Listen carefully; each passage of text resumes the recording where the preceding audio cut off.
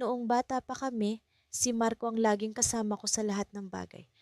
Mula sa pagtakbo sa mga puno sa likod ng aming bahay hanggang sa tahimik na panonood ng mga bituin sa gabi, siya ang naging kapatid na hindi ko kadugo.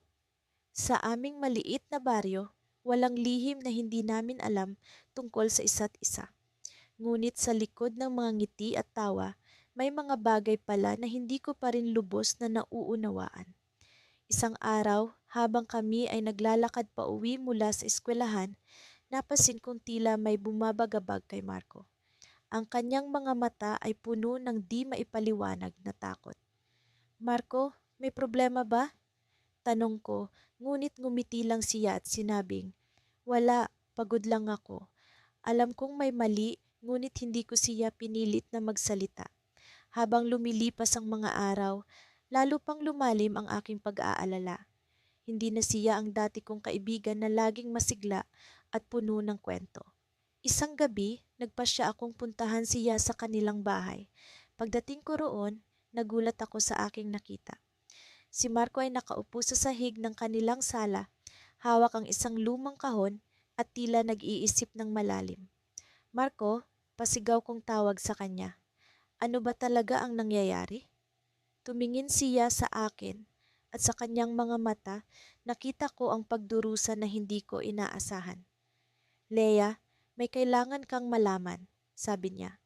May bagay na itinago ko sa iyo ng matagal. Hindi ko na kayang itago pa. Kahit na naguguluhan, lumapit ako sa kanya. Ano yon, Marco? Hindi mo kailangang mag-isa sa problema mo. Sa kanyang paghinga ng malalim, isinumpa niya sa akin ang isang lihim na tumatak sa aking puso. Nakita ko si Papa noong isang gabi. Nag-uusap sila ni Tito habang lasing. May plano silang pag-usapan na hindi ko maintindihan pero alam ko na may kinalaman ito sa ating pamilya. Nabigla ako sa kanyang revelasyon. Ang tito ni Marco ay kilala sa aming baryo na may hindi magandang reputasyon. Marco, anong gagawin natin? Tanong ko, ang boses ko ay puno ng pag-aalala. Hindi ko alam, Leia, tugon niya, ang kanyang tinig ay puno ng desperasyon. Ngunit natatakot ako sa maaaring mangyari. Habang kami ay nag-uusap, narinig namin ang tunog ng mga papalapit na sasakyan. Bumilis ang tibok ng aming mga puso at sa mga sandaling iyon, alam kong may hindi magandang mangyayari. Sa labas ng bahay, natanaw namin ang mga pamilyar na tao na pababa mula sa mga sasakyan. Ito na ang simula ng hindi inaasahang pagbabago. Sa isang iglap, naramdaman kong ang aming pagkakaibigan ay nasa bingit ng pagkasira. Paano namin haharapin ang mga susunod na kabanata ng aming buhay? Sa huling tingin ni Marco, alam kong may lihim pang nakatago sa kanyang mga mata. Ngunit anong klasing lihim ang maaaring magdala sa amin sa isang sitwasyong hindi namin inaasahan? Sa ngayon, ang tiwala ko sa kanya ay unti-unting naglalaho. Hindi ko akalaing sa araw na iyon ay magbabago ang lahat. Araw-araw, sama-sama kaming naglalakad pa uwi mula sa paaralan. Hindi maikakaila ang kasiyahan sa bawat hakbang, bawat tawanan, at mga kwentuhang walang saysay ngunit puno ng buhay. Si Leia, ang pinakamatalik kong kaibigan, ay palaging nandiyan para sa akin. Ngunit sa kabila ng kasiyahan, may lihim akong itinatago, isang damdamin na hindi ko maipaliwanag. Hindi ko alam kung kailan ito nagsimula. Ang simpleng tinginan, ang mga ngiti na tila may kahulugan, at ang mga pag-aalala na parang higit pa sa pagkakaibigan. Unti-unti kong naramdaman ang pagkakaiba. Hindi ko alam kung paano o kailan ko ito sasabihin. Lahat ng ito'y naging bahagi ng araw-araw kong buhay. Ngunit sa loob ko'y may takot.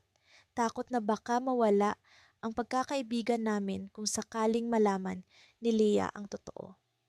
Isang araw, habang naglalakad kami pa uwi, napansin kong tahimik siya.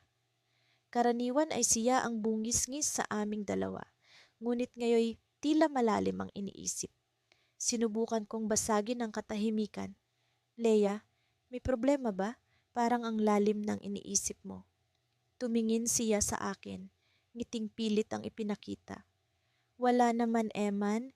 Medyo pagod lang siguro. Ngunit alam kong hindi iyon ang totoo. Nakikita ko sa mata niya ang lungkot, ang alinlangan, at ang pag-aalala. Hindi ko alam kung ano ang dapat kong gawin. Dapat bang magtanong pa ako? O dapat bang hayaan ko na lang siya? Leia, alam mo namang nandito lang ako, di ba? Kahit ano pa yan, pwede mong sabihin sa akin. Ngumiti siya, ngunit hindi pa rin sapat ang nangiti niyang iyon para mawala ang pag-aalala ko.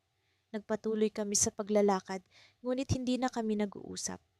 Sa bawat hakbang, naramdaman ko ang distansya.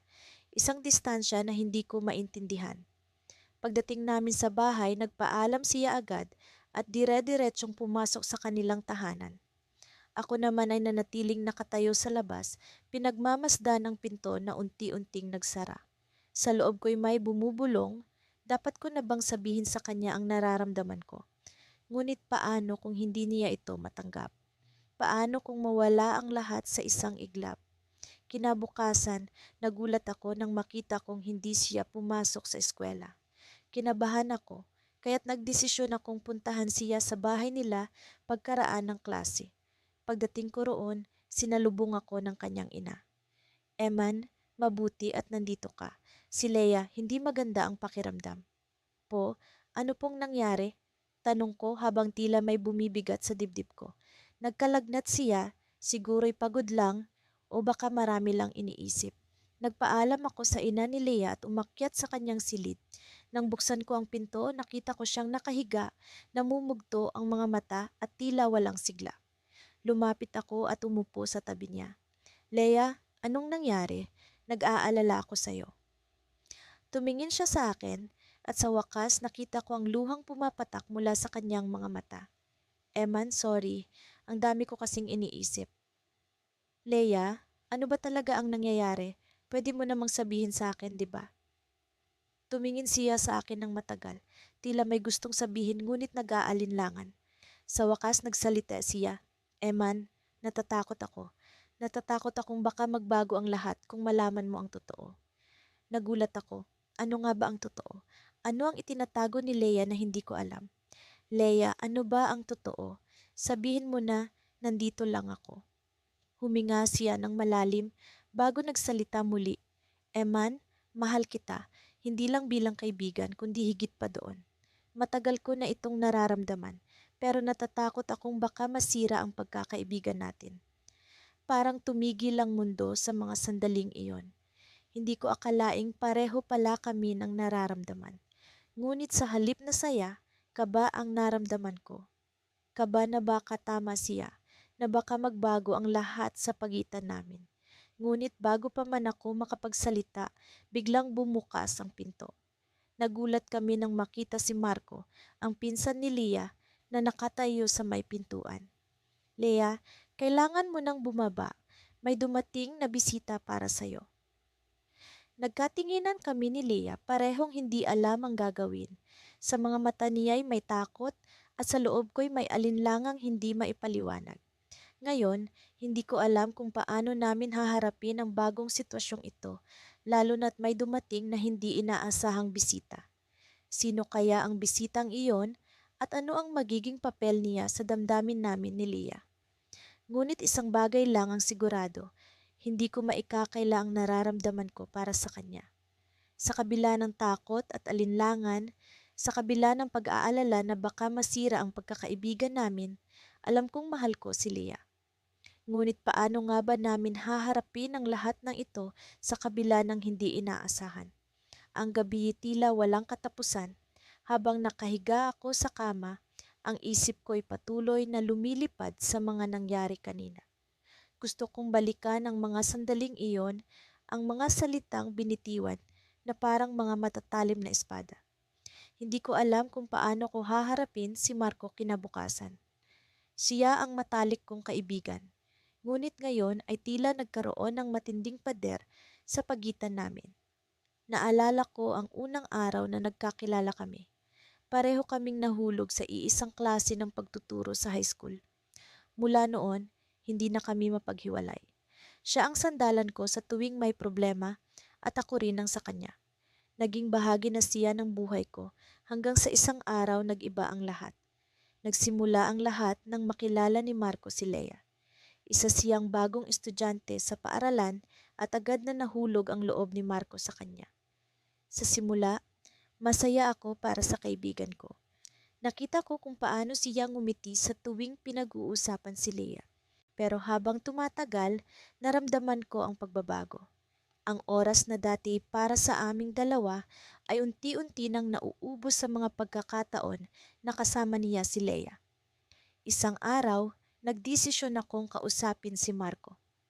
Pare, parang hindi na tayo nagkikita tulad ng dati. Sambit ko sa kanya habang kami kinaglalakad pa uwi. Ngumiti siya, ngunit may bahid ng kalungkutan sa kanyang mga mata. Sorry pre, alam mo namang busy ako kay Lea, di ba? Sagot niya. Nang gabing iyon, nagkaroon kami ng matinding pagtatalo. Hindi ko maipaliwanag kung bakit, ngunit pakiramdam ko'y nawala ang isang bahagi ng sarili ko. Ang mga salitang binitiwan ko'y hindi ko na mabawi. Mas pinili mo siya kaysa sa akin, hindi mo na ako kailangan. Sigaw ko habang tumulo ang luha sa aking pisngi. Nagulat ako sa kanyang tugon. Hindi mo naiintindihan, Jake. Mahal ko siya, pero ikaw ang kaibigan ko. Paano mo nasabing mas pinili ko siya? Hindi na ako nakapagsalita. Sa halip, tinalikuran ko siya at umalis. Ang lahat ng iyon ay nag-iwan ng matinding sakit sa aming pareho. Kinaumagahan, bumangon ako na tila pasan ng mundo. Naramdaman ko ang bigat ng pananabik na makita siya, ngunit may bahid ng takot at pag-aalinlangan. Pumunta ako sa paaralan nang hindi sigurado kung paano ko siya haharapin. Sa tuwing nagkakaroon kami ng pagkakataong mag-usap, palaging may puwang na hindi ko maabot. Sa isang sulok ng silid-aralan, nakita ko siyang nag-iisa. Nilapitan ko siya, ngunit bago pa man ako makapagsalita, nagsimula siya. Jake, kailangan nating pag-usapan ito. Hindi pwedeng ganito na lang, sabi niya na puno ng seryosong tono. Tumango ako at nagpasya kaming mag-usap pagkatapos ng klase. Sa ilalim ng lilim ng isang malaking puno sa likod ng paaralan, sinimulan naming pag-usapan ang aming nararamdaman. Marco, hindi ko alam kung paano ko sasabihin ito, pero natatakot akong mawala ka. Hindi ko na alam kung paano kita haharapin kapag kasama mo siya, sabi ko habang nakatingin sa kawalan. Napatigil siya at nakita ko ang lungkot sa kanyang mga mata. Jake, hindi mo kailangang matakot. Ikaw pa rin ang kaibigan ko. Alam kong nasaktan kita pero hindi ko sinasadya, sagot niya. Sa mga sandaling iyon, naramdaman ko ang pagkakaroon ng pag-asa na maaaring maayos ang lahat. Ngunit bago pa man namin maipagpatuloy ang usapan, lumapit si Lea. Marco, may kailangan akong sabihin sa iyo, wika niya habang ako'y nagmamasid. Sa kanyang mga mata, may lihim na tila hindi ko mawari. Kasabay ng paglapit niya, naramdaman ko ang pag-aalinlangan ni Marco. Lea, sandali lang, nasa gitna kami ng mahalagang usapan ni Jake, sabi ni Marco, ngunit hindi siya pinansin ni Lea. Marco, mahalaga ito, hindi ko na kayang itago pa, sambit niya. Sa mga sandaling iyon, naramdaman ko ang bumubuo na tensyon. Bago pa man ako makapag-react, narinig ko ang mga salitang binitiwan ni Lea. Marco, hindi ko alam kung paano ko sasabihin ito, pero may iba akong nararamdaman para sa ibang tao. Napatigil ako at sa isang iglap parang bumagal ang oras. Nakita ko ang pagguho ng mundo ni Marco sa harap ko. Hindi ko alam kung paano ko haharapin ang sitwasyon. Sa kabila ng sakit na nararamdaman ni Marco, naramdaman ko rin ang sakit ng pagtataksil. Ang kaibigan ko'y nasaktan at sa mga sandaling iyon, hindi ko alam kung paano ko siya maiaahon. Ngunit sa likod ng lahat ng ito, may bahagi ng aking puso na nagsasabi, isa itong pagkakataon para sa amin. Sa gitna ng kaguluhan, tinanong ako ni Marco, Jake, ano ang gagawin natin ngayon?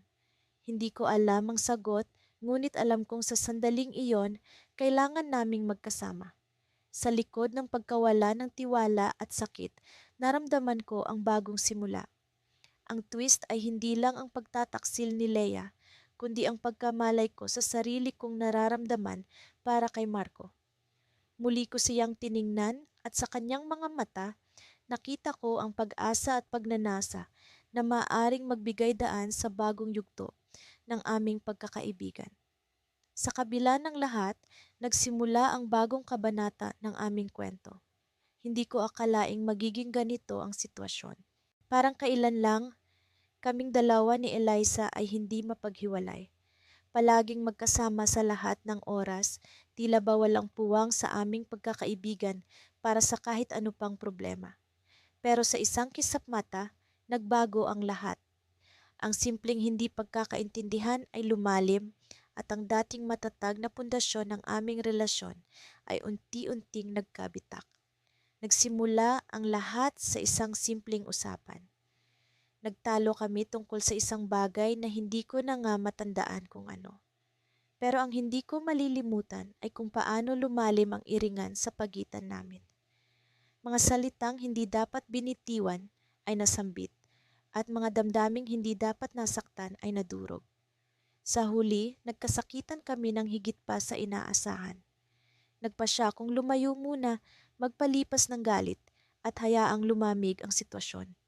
Pero hindi ko inaasahan na ang paglayo kong iyon ay magiging simula ng pagkawala ng tiwala.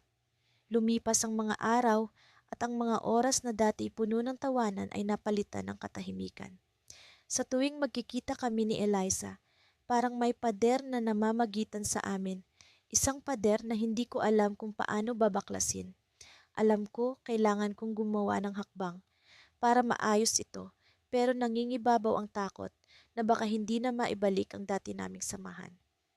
Isang gabi, habang nakahiga ako sa kama, hindi ko maiwasang isipin ang mga alaala namin ni Eliza. Ang mga tawanan namin sa ilalim ng maliwanag na buwan, ang mga pangarap na sabay naming binuo, at ang mga pangakong hindi namin dapat sinira. Sa kabila ng sakit at sama ng loob, alam kong mahalaga si Eliza sa akin, higit pa sa pagiging kaibigan. Naramdaman ko ang isang bagay na matagal ko nang ikinubli sa aking sarili. Oo, mahal ko siya. Hindi bilang kaibigan, kundi higit pa doon. Pero paano ko ipapaliwanag ito sa kanya kung sa kasalukuyan ay tila ba hindi na kami magkaibigan? Kinabukasan, nagpasya akong kausapin si Eliza. Kailangan kong ipaliwanag ang lahat kahit pa nangangahulugan ito ng paglalantad ng tunay kong nararamdaman. Nang makarating ako sa bahay nila, kinakabahan kong tinawag siya. Lumabas siya ng bahay na may pagtataka sa mukha para bang hindi niya inaasahan ang pagdating ko. Jake, anong ginagawa mo dito? Tanong niya, halata ang pag-aalinlangan sa kanyang tinig. Elisa, kailangan nating mag-usap. Hindi ko na kayang itago pa ang lahat ng ito. Sagot ko, pilit na pinipigilan ng panginginig ng boses ko. Tumango siya at naglakad kami papunta sa isang park na malapit sa kanila. Isang lugar na madalas naming puntahan dati. Nang makarating kami doon, naupo kami sa isang bench na dati naming kinauupuan. Sa sandaling iyon, bumalik lahat ng alaala. Parang isang pelikula sa aking isipan, ang bawat tawanan, bawat kulitan, at bawat sigalot. Huminga ako ng malalim bago nagsalita. Eliza, alam kong nasaktan kita. At alam kong hindi tayo magiging katulad ng dati kung hindi natin ito aayusin. Nakita ko ang lungkot sa kanyang mga mata. Jake, hindi ko alam kung paano tayo makakabalik sa dati. Ang sakit ng mga nangyari at hindi ko alam kung paano ko ulit magtitiwala. Nagpatuloy ako kahit pa mahirap. May gusto akong ipagtapat sa iyo. Hindi ko alam kung paano mo tatanggapin ito. Pero mahal kita, Eliza. Hindi bilang kaibigan, kundi higit pa. Nanlaki ang mga mata ni Eliza. Halata ang pagkabigla sa kanyang mukha. Jake, hindi ko alam na ganito palang nararamdaman mo. Pero paano mo maiisip na magiging tayo kung hindi mo nga ako napagkakatiwalaan? Naguguluhan ako. Ano ang ibig mong sabihin? Tanong ko, ramdamang pag-aalala sa kanyang tinig. Tumalikod siya sa akin at sa kanyang bawat pagkilos, naramdaman ko ang bigat ng kanyang damdamin. Alam kong hindi mo alam ang lahat, pero may isang bagay na kailangan mong malaman. Huminto siya, tila ba nag-iisip kung paano ipapaliwanag ang isang bagay na tila ba sabay niyang ikinukubli. Sa kanyang pagharap sa akin, nakita ko ang luha sa kanyang mga mata. Jake, hindi lang ikaw ang may sikreto. May nangyari. Isang bagay na hindi ko inaasahan. Sa kanyang mga salita, naramdaman ko ang pag-aalinlangan. Ano kaya ang kanyang tinutukoy? Eliza, anong ibig mong sabihin? Tanong ko, pilit na hinahanap ang kasagutan sa kanyang mga mata. Tumingin siya sa akin at sa sandaling iyon, naramdaman ko ang bigat ng kanyang damdamin. May ibang tao, Jake. Isang tao na naging bahagi ng buhay ko habang nagkakalabuan tayo. At hindi ko alam kung paano ko sasabihin ito sa'yo. Nabigla ako. Hindi ko alam kung paano ko haharapin ang sinabing iyon ni Elisa. Sa isang iglap, ang mundong kinagisnan ko ay tila ba nagbago. Sa kabila ng pag-amin ko ng aking damdamin, nalaman ko ang isang bagay na hindi ko inaasahan. Sa kabila ng lahat, hindi ko alam kung paano kami makakabalik sa dati. Nang gabing iyon, habang naglalakad pa uwi, ramdam ko ang bigat ng sitwasyon. Sa kabila ng sakit, alam kong mahal ko si Elisa. Pero paano ko haharapin ang katotohanan na may ibang taong pumasok sa kanyang buhay? Hindi ko alam ang kasagutan, pero alam kong kailangan ko itong harapin kahit pa nangangahulugan ito ng paglalaban para sa isang damdamin na maaaring hindi na maibalik. Minsan, sa mga tahimik na gabi, bumabalik ang lahat ng alaala. Ang mga tawanan, ang mga kwentuhan, at ang mga pangakong binitiwan namin ni Lila. Sa pagitan ng bawat patak ng ulan, naririnig ko ang mga salitang hindi namin nasabi, ang mga tanong na hindi namin nasagot, at ang mga sugat na hindi namin nagamot. Sa kabila ng lahat ng ito, alam kong hindi ko siya kayang kalimutan kahit pa nasaktan kami sa isa't isa. Nagsimula ang lahat nang malaman niya ang tungkol kay Daniel. Matagal ko nang alam na may pagtingin siya kay Daniel, pero hindi ko inaasahan ang magiging reaksyon niya nang malaman niyang ako'y may lihim na pagtingin rin sa kanya. Sa isang iglap, nagbago ang lahat. Ang dating mga ngiti ay napalitan ng mga malamlam na tingin at ang dati naming masayang samahan ay unti-unting naglaho sa hangin. Alam mo bang mahalaga ka sa akin? Tanong ni Lila isang umaga habang kami naglalakad sa parke. Ang mga dahon ng puno ay unti-unting nagiging kayumanggi, tanda ng paparating na taglagas. Oo naman, Lila. Ikaw ang isa sa pinakamahalaga sa buhay ko. Sagot ko, pilit na itinatago ang kaba sa dibdib. Alam kong may susunod pang sasabihin siya, isang bagay na maaaring magpabago sa lahat. Ngunit paano mo magagawa ito sa akin? Alam mong mahal ko siya. Hindi ko na kinailangang marinig ang kasunod na mga salita. Alam ko na kung ano ang tinutukoy niya. Ang sakit sa kanyang boses ay tila isang patalim na tumarak sa aking puso. Hindi ko sinasadya, Lila. Hindi ko ginusto. Basta nangyari na lang. Pilit kong ipinaliwanag kahit alam kong hindi ito sapat para mapawi ang sakit na nararamdaman niya. Paano mo magagawa ito, Sam? Akala ko ba magkaibigan tayo? Akala ko ba magkaibigan tayong magtutulungan, hindi magtutunggali? Ang mga mata niya ay puno ng luha at sa kauna-unahang pagkakataon, naramdaman kong baka tuluyan ko siyang mawala. Hindi ko alam kung paano ko siya mapapakalma. Kahit pa sabihin kong hindi ko intensyon ang makasakit, alam kong hindi ito magpapagaan sa kanyang nararamdaman. Sa mga oras na iyon, parang isang malaking pader ang itinayo sa pagitan namin. Isang pader na napakahirap tibagin. Nagsimula kaming hindi mag-usap. Ang dating araw-araw na tawagan at kwentuhan ay unti-unting nawala. Sinasadya ko bang iwasan siya o baka siya ang umiiwas sa akin? Hindi ko alam, pero ramdam ko ang distansya. Isang gabi, nagising ako sa tunog ng notif sa aking telepono. Isang mensahe mula kay Daniel. Sam, pwede ba tayong magkita bukas? may kailangan akong sabihin sa iyo. Hindi ko alam kung ano ang iisipin. Alam ko na ang tungkol sa nararamdaman ni Lila at hindi ko alam kung paano ko ito haharapin. Pero sa kabila ng lahat ng ito, alam kong kailangan kong makipagkita kay Daniel. Kinabukasan, sa isang maliit na cafe kung saan madalas kaming magpunta ni Lila, doon kami nagkita ni Daniel. Ang mga mata niya ay tila may nais ipahiwatig, isang bagay na hindi ko pa lubos na nauunawaan. Sam, alam kong mahirap ito para sa iyo at alam ko rin ang tungkol sa nararamdaman ni Lila, pero may kailangan kang malaman. Huminto siya, tila nag-aalinlangan kung itutuloy ang sasabihin. Ano iyon, Daniel? Tanong ko, pilit na pinapakalma ang sarili. Nagkita kami ni Lila kahapon at sinabi niya ang lahat. Pero Sam, may isang bagay na hindi niya nasabi. Mahal ka niya, Sam, ikaw ang mahal niya. Parang bumagal ang oras sa mga sandaling iyon. Ang mga salita ni Daniel ay tila isang bomba na sumabog sa aking isipan. Hindi ko alam kung ano ang iisipin. Paano nangyari iyon? Paano ko hindi ito nakita? Sam, alam kong magkaibigan kayo. Pero sa palagay ko, mas higit pa roon ang nararamdaman niya para sa iyo. Kaya niyang magparaya para sa iyo, kahit masakit. Sa sandaling iyon, biglang bumalik sa akin ang lahat ng mga alaala. Ang mga lihim na tinginan, ang mga ngiti na punong-puno ng kahulugan, at ang mga pagkakataong naramdaman kong iba ang tibo ng puso ko sa tuwing magkasama kami. Hindi ko alam kung paano haharapin ang bagong katotohanan ito.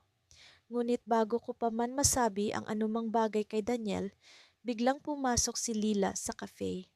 Ang kanyang mga mata ay diretso sa akin, puno ng damdamin na hindi ko maipaliwanag. Alam kong ito na ang pagkakataon para ayusin ang lahat, ngunit hindi ko alam kung paano sisimulan. Sam, kailangan na nating mag-usap, ang sabi ni Lila habang lumalapit sa aming mesa. At sa sandaling iyon, naisip ko, ano ang mangyayari kapag ang mga lihim ay tuluyan ng naibunyag? Sa pagitan ng pag-ibig at pagkakaibigan, ano ang pipiliin namin? Ang tanong na ito ay patuloy na bumabagabag sa akin at alam kong hindi ito basta-bastang masasagot. Habang nakatitig ako kay Lila, isang bagay ang sigurado. Hindi pa tapos ang kwento namin, hindi pa kami nagwawagi sa laban na ito. Sa pagitan ng sakit at pag-asa, alam kong may isang bagay pa kaming dapat tuklasin. Ngunit paano kung ang twist sa aming kwento ay hindi ang inaasahan? Hindi ko alam kung paano nagsimula ang lahat. Minsan, ang mga bagay ay tila bigla na lamang nagbabago at hindi mo namamalayan na unti-unti kang nilalamon ng pagkalito at sakit na dala ng mga pagbabago. Si Jamie ang matalik kong kaibigan mula pa noong kami mga bata. Magkasama kami sa lahat ng bagay, sa laro, sa mga proyekto sa paaralan at maging sa mga pinakapersonal na usapan. Hindi ko akalain na darating ang araw na magiging komplikado ang aming relasyon, na tila isang buhol na hindi ko alam kung paano kalagan. Nagumpisa ang lahat nang mapansin ko ang pagbabago sa kanyang mga tingin. Dati palagi siyang masaya at puno ng enerhiya, pero nitong mga nakaraang linggo tila may bumabagabag sa kanya. Nagsimula akong mag-alala, ngunit pinili ko na maghintay hanggang sa siya na mismo ang magbukas ng kanyang nararamdaman. Ngunit ang pagdating ng araw na iyon ay puno ng hindi inaasahang mga balita. Isang hapon, habang nakaupo kami sa paborito naming tambayan, sa ilalim ng malaking puno ng akasya, nagpasiya siyang magsalita. Marco, may kailangan akong aminin sa'yo, aniya habang nag-aalangan ng kanyang mga mata. Matagal ko na itong iniisip at hindi ko na kayang itago pa. Sa mga sandaling iyon, ramdam ko ang bigat ng kanyang sasabihin. Naramdaman kong tumigil ang oras habang naghihintay ako sa kanyang mga susunod na salita. Ano yon, Jamie? Tanong ko, pilit na pinapakalma ang sarili. Marco, hindi ko alam kung paano ito sasabihin ng hindi magbabago ang lahat sa pagitan natin. Pero Mahal kita, wika niya, puno ng kaba at pag-aalinlangan. Hindi bilang kaibigan, kundi higit pa roon. Nagulat ako sa kanyang sinabi. Hindi ko akalain na may damdamin siyang higit sa pagkakaibigan. Sa loob ng maraming taon, hindi ko naisip na darating ang araw na ito. Kahit paano, alam ko sa sarili ko na may bahagi ng puso ko na unti-unting nagising sa posibilidad ng higit sa pagiging magkaibigan. Ngunit sa likod ng damdaming iyon, naroon ang takot na baka masira ang lahat. Jamie, hindi ko alam ang sasabihin. Sagot ko, pilit na hinahanap ang tamang mga salita. Mahalaga ka sa akin at hindi ko gustong mawala ang pagkakaibigan natin. Kailangan kong mag-isip. Tumango siya, tila ba naintindihan ang aking pag-aalinlangan. Ngunit kita ko sa kanyang mga mata ang sakit na dulot ng aking kawalang katiyakan. Sa mga sumunod na araw, unti-unting nagbago ang lahat. Nagkaroon ng distansya sa pagitan namin, isang pader na hindi ko alam kung paano babaguhin. Hanggang sa dumating ang isang gabi na nagbago sa lahat. Nagdesisyon akong kausapin si Jamie at magpaliwanag. Kailangan kong maging tapat sa sarili ko at sa kanya. Jamie, kailangan nating mag-usap. Wika ko habang kami nakaupo sa gilid ng dalampasigan. Pinapanood ang alon na humahampas sa mga bato. Oo, Marco. Alam kong kailangan natin itong pag-usapan. Sagot niya, puno ng pag-asa ngunit may halong takot. Sa totoo lang, matagal ko nang iniisip ang mga sinabi mo. At ngayon, handa na akong aminin na may bahagi ng puso ko na gusto kang higit pa sa kaibigan. Wika ko, puno ng kaba. Ngunit hindi ko alam kung paano natin sisimulan ang bagong kabanatang ito nang hindi nawawala ang kung anong meron tayo. Ngumiti siya, tila ba nakahinga ng maluwag. Salamat Marco. Alam kong hindi ito madali para sa atin, pero handa akong subukan, basta't magkasama tayo. Sa mga sandaling iyon, nagpasya kaming subukan ang bagong yugto ng aming relasyon. Ngunit sa likod ng aming mga ngiti, naroon ang mga tanong sa aming isipan. Paano kung hindi namin kayanin? Paano kung masira ang lahat sa pagtatangkang ito? Isang gabi, habang naglalakad kami pauwi mula sa munting salusalo, napansin kong may kakaibang presensya sa paligid, parang may sumusunod sa amin. Nang lingunin ko, nakita ko ang isang pamilyar na mukha. Si Alex, ang dati naming kaibigan, na biglaang nawala matapos ang isang hindi pagkakaintindihan. Ngayon ay bumalik siya, may dala-dalang lihim na maaaring makapagpabago muli sa lahat.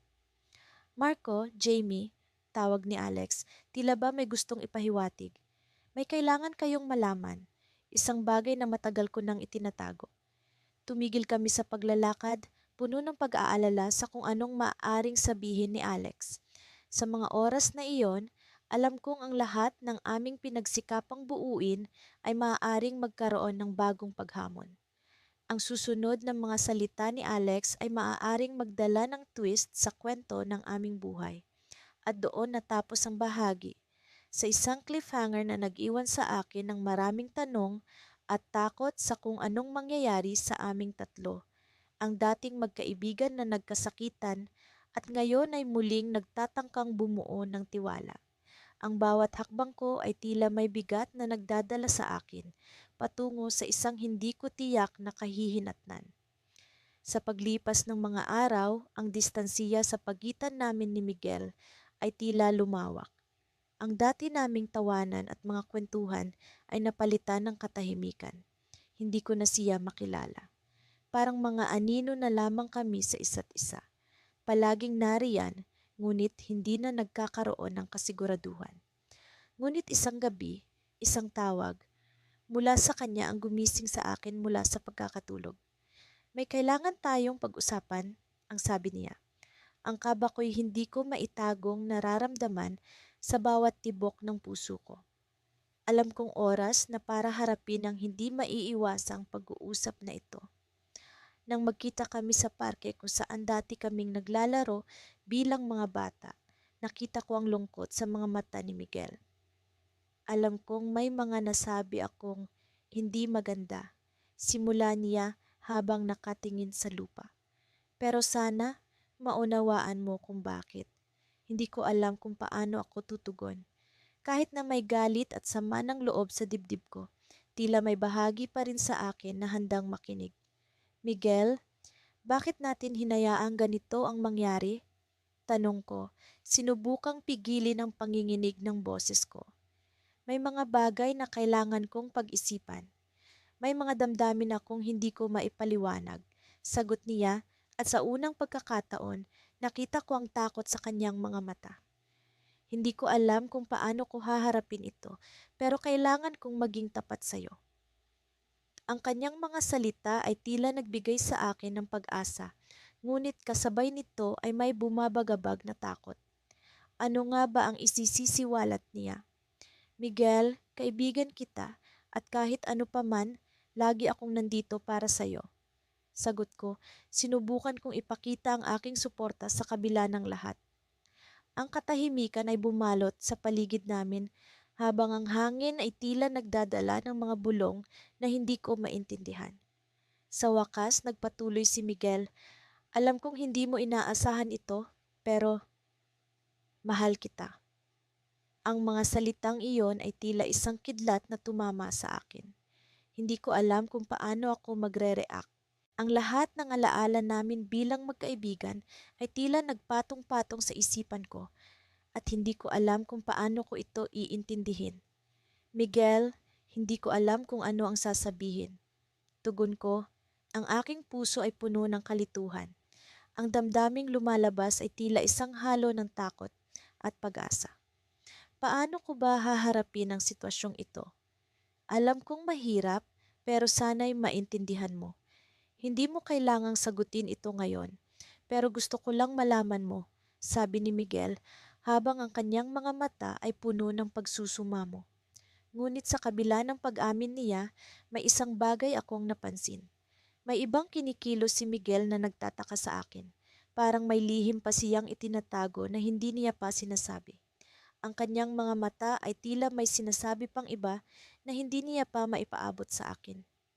May iba pa bang kailangan kong malaman?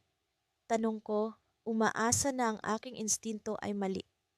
Tumahimik si Miguel, tila nag-aalinlangan. May isang bagay pa, sabi niya, ang kanyang boses ay puno ng pag-aalinlangan. Hindi ko na alam kung ano ang mararamdaman ko. Ang kaba ko ay tila isang bulong na nagsasabing may mas malalim pang misteryo na hindi ko pa natutuklasan. Sa isang iglap, may dumating na di inaasahang balita mula sa telepono ni Miguel. Ang kanyang mga mata ay naglaho sa takot at biglang nagmadali siyang umalis. Iniwan ako sa gitna ng parke na puno ng kwento at tanong. Miguel, saan ka pupunta? Tanong ko, ngunit hindi na siya nagbalik para sagutin ang tanong ko. Ang kanyang biglaang pag-alis ay nag-iwan ng mas maraming tanong kaysa sagot. Ako'y natulala, iniisip kung ano ang ibig sabihin ng kanyang mga sinabi. Ang pag-amin ni Miguel ay tila isang bagong simula, ngunit ang kanyang biglaang pag-alis ay parang isang misteryo na nagbabadya ng mas malaking kwento. Ang gabi ay dumilim, ngunit ang kwento naming dalawa ay tila hindi pa nagtatapos. Ano nga kaya ang susunod na mangyayari? Ang pagtatapos ng gabing iyon ay nag-iwan ng isang malalim na cliffhanger sa puso ko na nagsasabing may mas malalim pang kwento na hindi pa natutuklasan. Kahit saan ako magpunta, tila ba naroon ang mga alaala ni Miko, ang matalik kong kaibigan na naging tagapagligtas ko sa mga araw na puno ng kalungkutan. Simula nang mangyari ang hindi inaasahang sakitan sa pagitan namin, iniwasan ko na siyang makausap. Sa kabila ng mga ngiti ko sa ibang tao, may puwang sa aking puso na hindi ko mawari kung paano mapupunan. Naglalakad ako sa kahabaan ng parke kung saan kami madalas magpunta noon. Ang mga dahon ng puno ay sumasayaw sa hangin, tila ba nag-aalay ng kanilang himig sa akin. Dito kami madalas magtagpo ni Miko. Dito kami madalas magpalipas ng oras. Dito ko rin siya sinaktan ng hindi ko sinasadya. Hindi ko akalain na darating ang araw na magiging alanganin tayo sa isa't isa. Bulong ko sa sarili habang pinagmamasdan ang mga batang naglalaro sa paligid. Hindi ko na napigilan. Bumalik sa akin ang mga alaala ng gabing iyon. Ang gabing iyon na naging mitsa ng pagbabago sa aming pagkakaibigan. Nagsimula ito sa isang simpleng pagtatalo, isang hindi pagkakaintindihan na nauwi sa matinding sakitan. Akala ko ikaw ang makakaintindi sa akin. Ang huli niyang sinabi bago siya umalis. Mula noon, ang mga araw ay nagpatuloy nang wala siya. Kahit pa may mga pagkakataon na gusto ko siyang kausapin, palaging may pumipigil sa akin.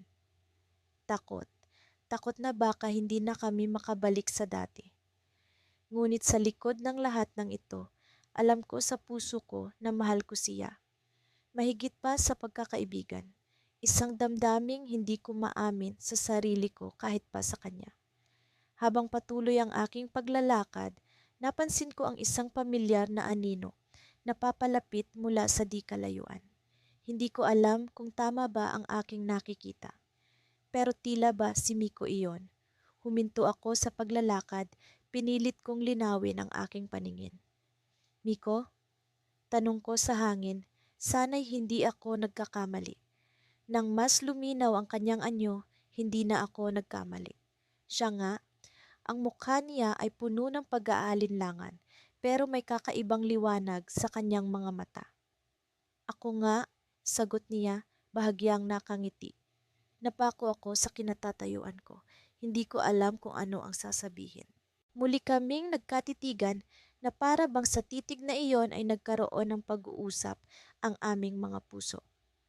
Miko, sorry? Ang tangi kong nasambit, puno ng pagsisisi sa aking boses. Ngumiti siya, isang nangiti na may halong lungkot at pag-asa.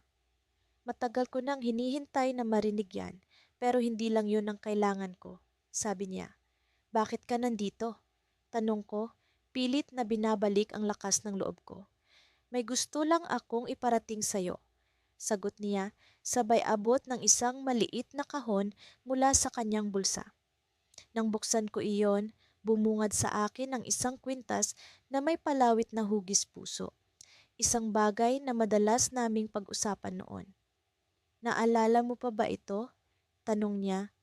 Oo, ito yung madalas nating pag-usapan na ibibigay mo sa taong mahal mo. Sagot ko, habang pilit na pinipigil ang pagtulo ng aking luha.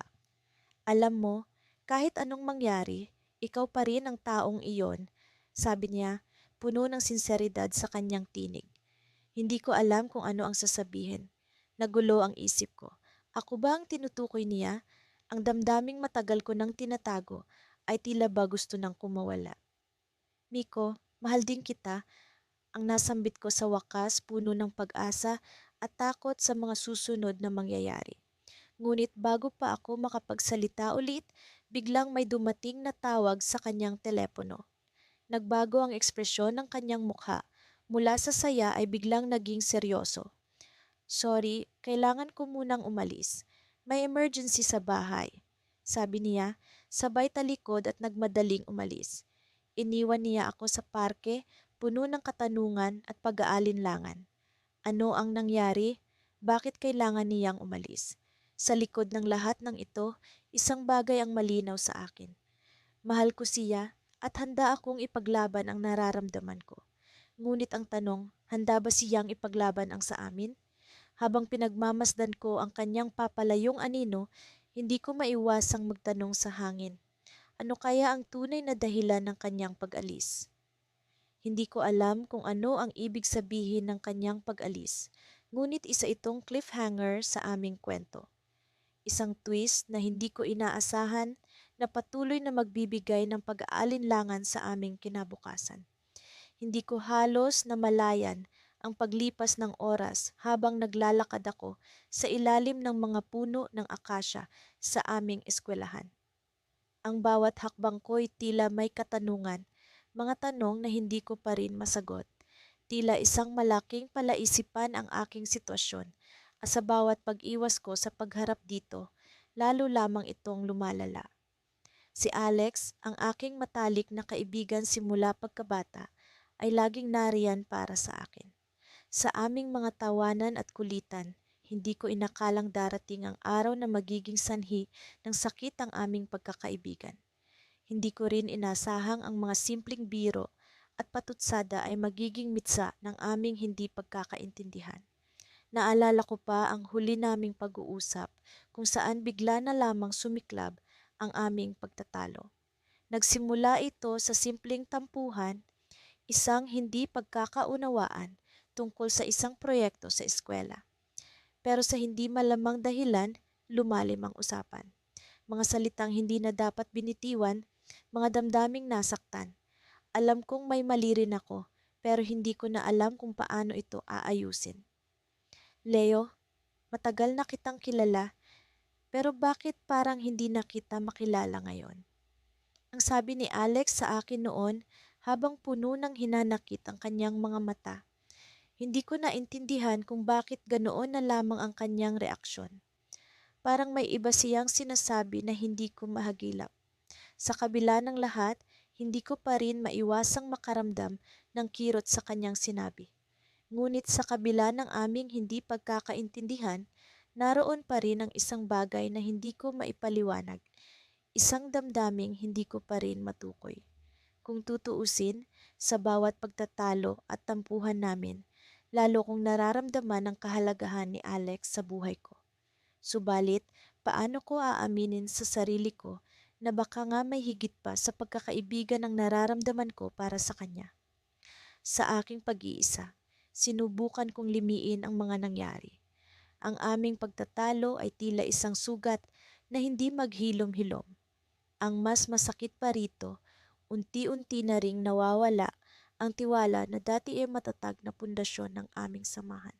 Hanggang sa isang araw, isang liham ang natanggap ko mula kay Alex. Nakalagay ito sa aking locker at tila nag-aalangan pa akong buksan ito. Sa loob-loob ko, ito na marahil ang pagkakataong hinihintay ko upang maayos ang lahat. Leo, ang bungad ng kanyang liham. Alam kong pareho tayong nasaktan sa mga nangyari. Pero nais kong malaman mo na hindi ko sinasadyang saktan ka. Hindi ko rin alam kung paano magsisimula ulit, pero gusto kong subukan. Gusto kong bumalik ang dati. Sana, handa ka ring bumuo ng panibagong simula. Habang binabasa ko ang bawat linya ng kanyang liham, naramdaman kong bumabalik ang init ng aming pagkakaibigan.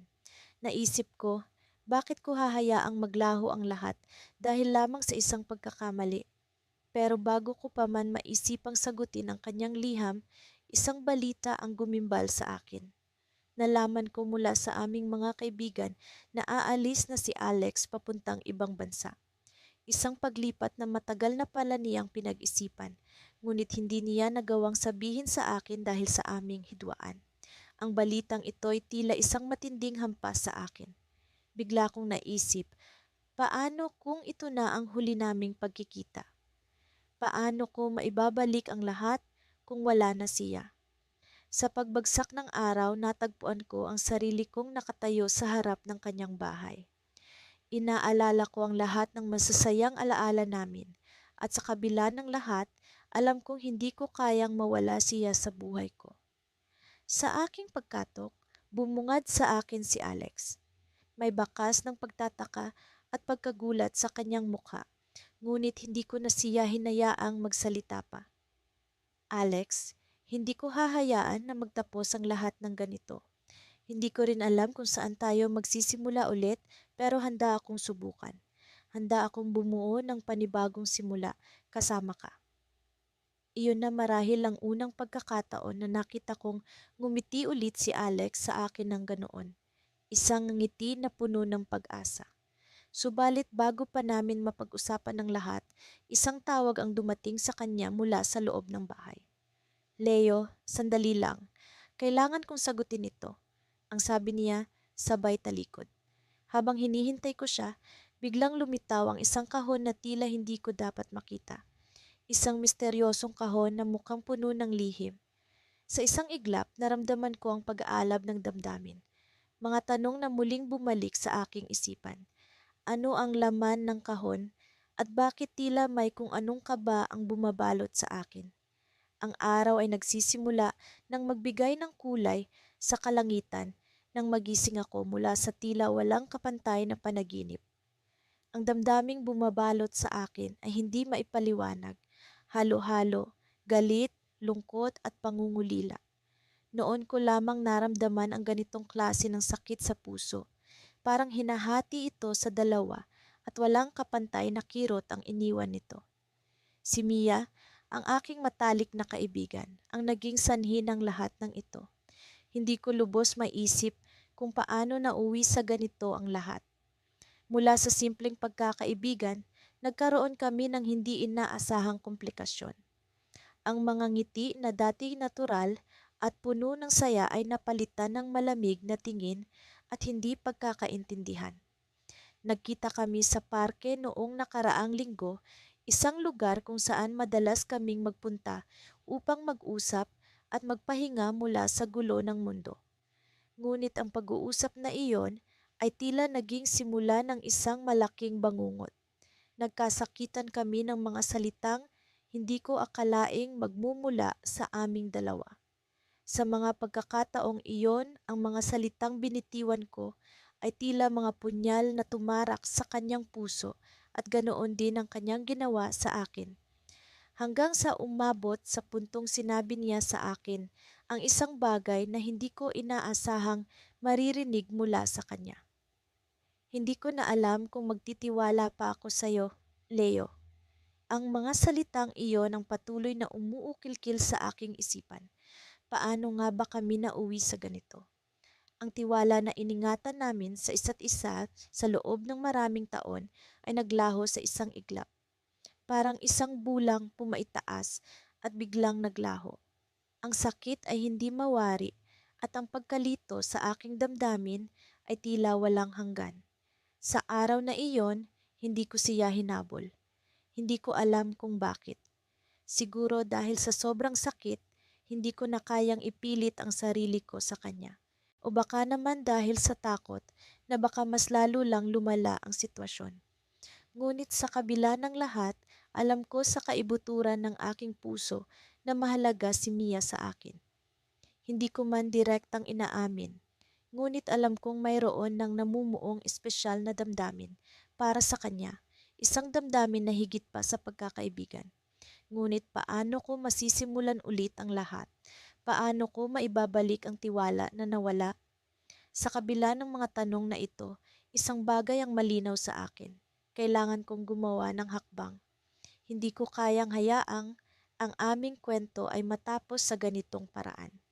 Nagdesisyon akong puntahan siya sa kanilang bahay. Alam kong hindi ito magiging madali, ngunit ito lang ang paraan upang makausap ko siya ng harapan. Dala-dala ang pag-asa na maaaring maayos pa ang lahat, naglakad ako patungo sa kanyang tahanan. Pagdating ko roon, nakita kong bukas ang pinto. Naalala ko ang dati naming gawain, kung paano kami laging malaya sa pagpasok sa bahay ng isa't isa. Ngunit ngayon, tila may pader na naghihiwalay sa amin. Isang pader na binuo ng galit at hindi pagkakaintindihan.